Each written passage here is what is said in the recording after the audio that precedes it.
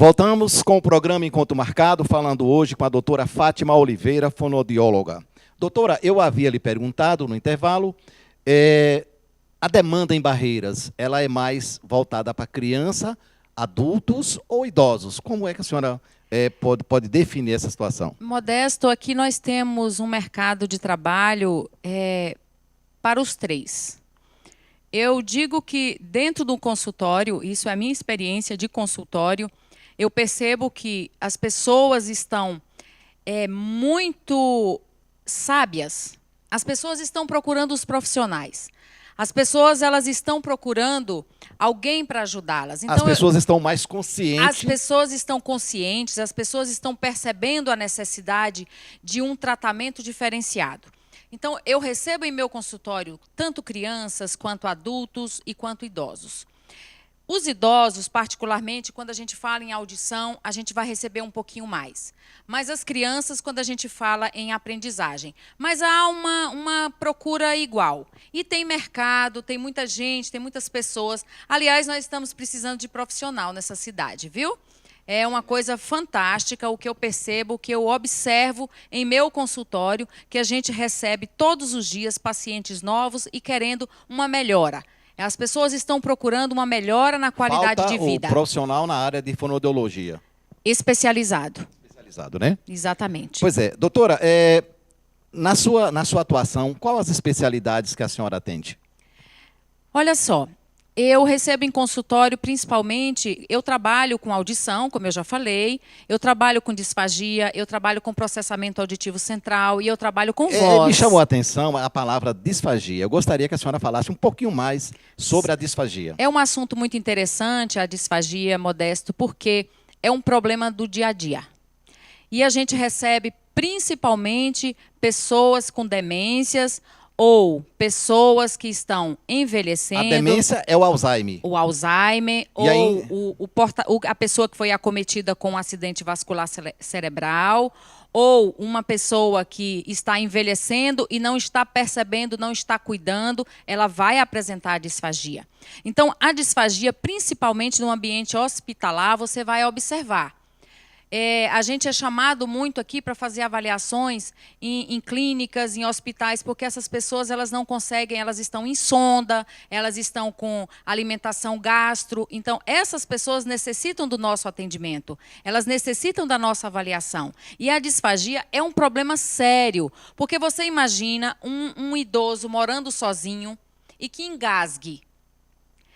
Você vai observar que essa criança, esse paciente, esse indivíduo, esse idoso, ele não tem a quem recorrer na hora de um engasgo. O que vai acontecer? Ele pode ter uma anóxia, ele pode ter um desmaio e ele não voltar mais. Então, é um problema muito sério.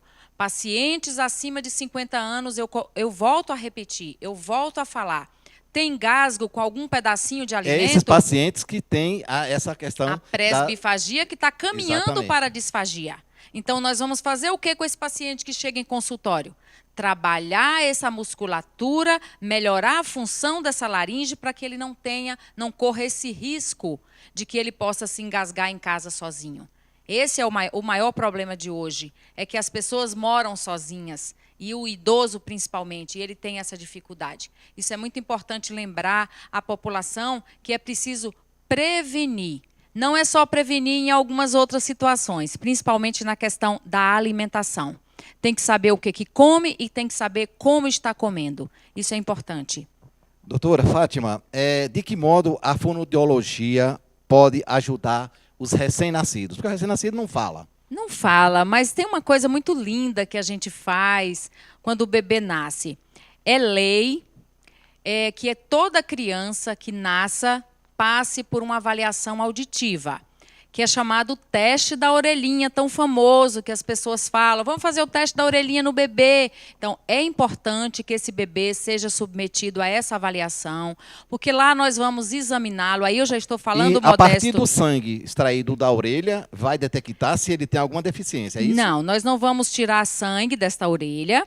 Nós vamos colocar uma sonda dentro do ouvido do bebê, uma sonda. através de uma estimulação elétrica, que a cóclea, que é o órgão responsável pela audição, vai nos responder com uma estimulação também. Você solicita e ela responde. Então, ali nós vamos ver o quê? O funcionamento desta cóclea. E te digo mais, esse bebê, ele já tem que sair da maternidade feito esse exame, de 24 a 48 horas. Ótimo. Se ele não saiu, ele tem até 30 dias para que seja realizado esse exame. É importante, Modesto, diagnosticar a audição, e eu quero aqui lembrar as mães, quero lembrar a população, que o índice é muito alto. No Brasil, é 1,4 a cada 1.000 crianças, enquanto a anemia falciforme, nós temos uma criança para cada 14.000. No Brasil, nós temos uma criança, 1,4 crianças para cada 1.000 é surda. Então, e aqui em Barreiras, na história que eu tenho aqui em Barreiras, de trabalho, que quem primeiro trouxe o teste da orelhinha para Barreiras fui eu, a partir do meu aprendizado, a partir do que eu recebi em Brasília, porque Brasília e São Paulo, eles estão muito adiante de nós, graças a Deus, a gente tem a oportunidade de ir lá buscar e trazer para aqui.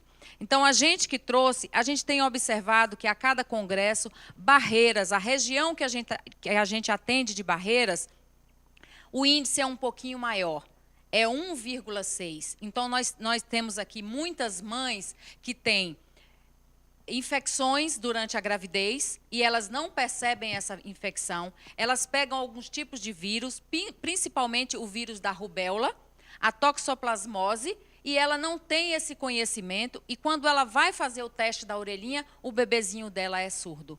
E quanto mais cedo for, melhor, porque diagnosticado cedo, o que a gente vai fazer? Encaminhar essa criança para fazer o tratamento correto, mesmo que seja fora de Barreiras. Tem como reverter essa situação, doutora? Na verdade, nós temos como amenizar, porque o que vai acontecer? Dependendo do grau dessa audição, dessa perda auditiva, nós podemos fazer uma colocação de aparelhos auditivos ou o implante coclear, que isso só é feito nos grandes centros como São Paulo, Brasília e Salvador. Doutora, é muito comum a senhora receber no seu consultório pessoas com problema de engasgo? É muito comum. É uma rotina para a gente receber pessoas com queixa de engasgos o tempo inteiro, e principalmente, Modesto, relacionado à voz.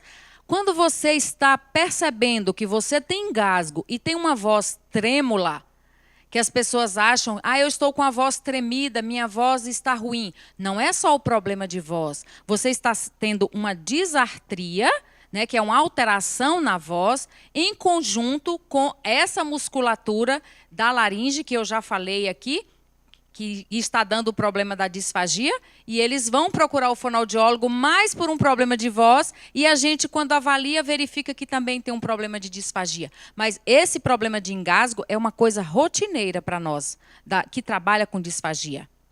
Doutora, quando é que os pais devem procurar uma fonoaudióloga para levar um filho para saber se ele tem alguma deficiência na questão da voz, de audição?